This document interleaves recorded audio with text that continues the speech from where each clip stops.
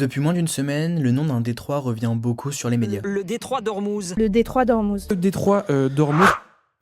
Imaginez qu'un seul passage maritime, large de seulement 33 km de long, puisse faire exploser le prix du pétrole partout dans le monde, déclencher une crise économique mondiale et même créer de grosses tensions entre des États majeurs. Ce passage existe, il s'appelle le détroit d'Ormuz. Certes, ce détroit n'est pas large, mais il ne faut pas en négliger son importance mondiale, étant donné qu'il permet de relier le golfe Persique à la mer d'Oman, puis à l'océan Indien. Ce qui en fait une autoroute maritime extrêmement importante afin de transporter le pétrole et les gaz produits dans le golfe vers le reste du monde. Chaque jour, c'est environ 20 millions de barils de pétrole brut qui transitent par ce détroit, et cela représente environ 20% de la consommation mondiale de pétrole. En plus du pétrole, c'est environ 20% du commerce de gaz naturel liquéfié qui passe aussi par là, et plus de 80% de ces exportations énergétiques vont vers des marchés asiatiques tels que la Chine, l'Inde, le Japon ou encore la Corée du Sud. En clair, 1/5 de l'énergie mondiale dépend de ce passage, et c'est pourquoi nous pouvons le qualifier d'un artère énergétique vitale pour l'économie mondiale. Légalement, ce passage ne peut pas être bloqué ou fermé par n'importe quel État. Néanmoins, l'Iran a déjà affirmé qu'en cas de menace de la sécurité de son pays, il s'octroierait le droit de fermer ce passage.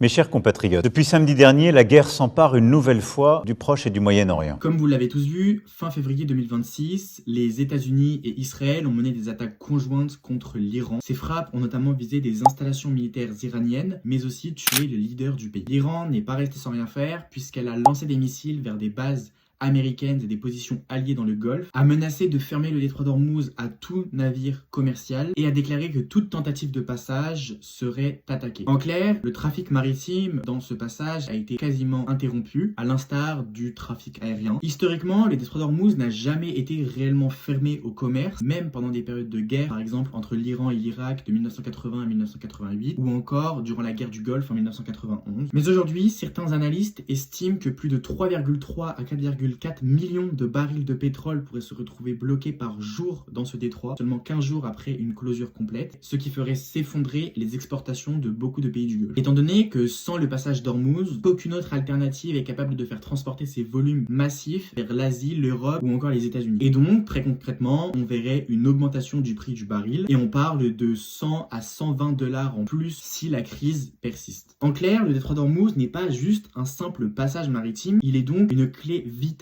du commerce maritime mondial et donc de l'économie mondiale. Et aujourd'hui, avec les tensions au départ entre les États-Unis, Israël et l'Iran, qui aujourd'hui sont étendues à l'ensemble du Moyen-Orient et même à des pays de l'Union européenne, l'importance géopolitique de ce détroit est encore plus pointée et certains États tels que les États-Unis ont déjà dit qu'ils feraient tout pour que ce détroit ne ferme pas.